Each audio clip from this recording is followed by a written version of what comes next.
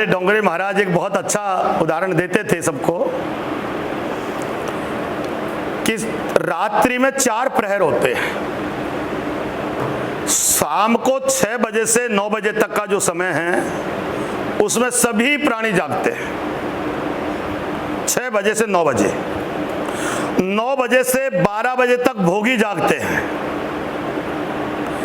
12 बजे से 3 बजे तक रोगी और चोर जागते हैं। 12 बजे से 3 बजे तक रोगी को नींद नहीं आती और चोर को नींद नहीं आती है, क्योंकि वो यही सोचता है, चोर यही सोचता है इस समय सब सो गए होंगे, तो चोर को नींद नहीं आएगी, रोगी को नींद नहीं आएगी। लेकिन विश्व का सर्वश्रेष्ठ टाइम है, उसको ब्रह्म मुहूर्त कहते हैं, वो 3 बजे से 6 बजे तक का होता है। उस टाइम में केवल योगी जागते हैं, जो योग साधना करते हैं। विद्यार्थी पढ़ने बैठ जाएगा तो 3 घंटे के अंदर 24 घंटे की पढ़ाई कर लेगा। यदि स्वास्थ्य के लिए आप सुबह के टाइम घूमने जाएंगे 3 से 6 तो शुद्ध ऑक्सीजन आपको प्राप्त हो जाएगा, कोई प्रदूषित क्षेत्र नहीं होता उस समय। और भगवान का चिंतन में लग गए तो परमात्मा से सीधा संबंध 3 से 6 हो जाएगा। जीवन में एक बात ध्यान रखना, भगवान ने आपको सौंदर्य दिया है, कोई बड़ी बात नहीं, वो सौंदर्य बना रहेगा। भगवान ने आपको संपत्ति दी है, कोई बड़ी बात नहीं कि वो संपत्ति बनी रहेगी। भगवान ने आपको सत्ता दी है, कोई बड़ी बात नहीं, वो सत्ता बनी रहेगी। भगवान ने आपको संपत्ति दी है, कोई बड़ी बात नहीं, वो बनी रहेगी। ये सब कोई क्षीण होने वाली चीजें हैं। सत्ता, संपत्ति, सौंदर्य, सुंदरता, कोई श्योरिटी नहीं है, सब बने रहने वाले हैं। लेकिन इन्हीं के पीछे जीवन की पूरी बर्बादी कर देते हैं। मेरी सत्ता चली न जाए, मेरी संपत्ति न चली जाए, मेरा सौंदर्य न चला जाए। लेकिन ध्यान देना, इन सबके पीछे जो खो रहे हो वो है आपका समय। आपके पास समय का महत्वपूर्ण निर्णय है।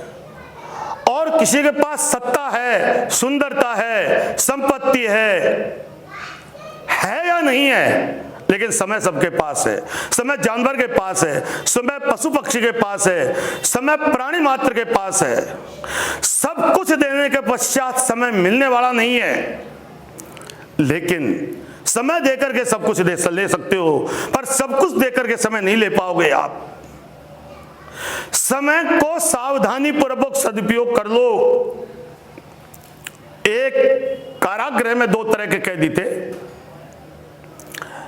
एक व्यक्ति को आजीवन कारावास मिला हुआ था, एक व्यक्ति को फांसी की सजा मिली हुई थी। अब दोनों के सामने थाली आ रही है। जिस व्यक्ति को आजीवन कारावास है वो बड़े शौक से खाना खा रहा है, लेकिन जिस व्यक्ति के सामने फंदा लग रहा है 15 दिन के बाद में फांसी, एक कैलेंडर का ऊपर का पेज हटा, 14 दिन रह गए, उसको भोजन अच्छा नहीं लग रहा है, वो कभी छूट रही है। लेकिन उसको 15 दिन के बाद में फांसी होने वाली है। राष्ट्रपति चाहे तो वो फांसी को कैंसिल कर सकता है। 15 दिन के वो 14 दिन में नहीं होने वाली, पहले नहीं होगी। 15 दिन के 25 दिन हो सकते हैं, 15 दिन के 5 महीने बाद हो सकती है, पर 15 दिन के बाद की वो 14 दिन में होने वाली फांसी नहीं है। लेकिन ध्यान रखना, हमको तो यह भी पता नहीं है कि हमारे पास 15 दिन भी है, और ऐसे बेवकूफ बन के घूम रहे हैं कि पता नहीं कभी हमारा नाश होगा। कल्पांत नाश गुमान असा, मैं कल्पों तक नाश होना नहीं है, हजारों साल तक भी मेरा नाश होना नहीं है। ऐसी पागलपंथी में हम झूम रहे हैं। 1 घंटे के बाद का हमको पता नहीं फांसी की सजा का। फांसी के कैदी को फांसी के सजाए आपका को 15 दिन बाद सजा होगी, राष्ट्रपति से वो सजा टल जाएगी। लेकिन जो हमारा समय निश्चित है उसके ऊपर देवी देवता कोई भी साइन कर दे, वो समय बढ़ने वाला नहीं है। इसलिए आप जीवन में कुछ संभालो या न संभालो, सब कुछ संभल जाएगा यदि समय को संभाल लिया। सब कुछ संभल जाएगा। 3 से 6 संभाल लिया।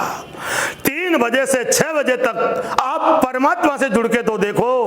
3 से 6 जब परमात्मा से जुड़ जाएगा तो परमात्मा आपसे जुड़ जाएगा।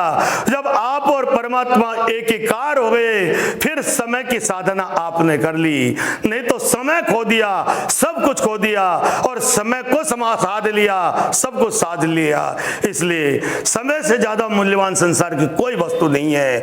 उन साधारण वस्तुओं को हम समय बर्बाद कर देते हैं जो कि छूटने वाली है, और समय को साध लिया, परमात्मा को प्राप्त कर लिया, तो फिर कालम महाकाल कालम कृपालम, जो काल का भी काल है, जो समय को भी खा जाता है, उस परम पिता परमात्मा की जब हम गोद में बैठ जाएंगे तो संसार का संपूर्ण भय समाप्त हो जाएगा। जब तक भय लग रहा है भगवान के सन्निकट नहीं है, और जब भय समाप्त हो जाए आप ठाकुर जी की गोद में बैठ चुके हो।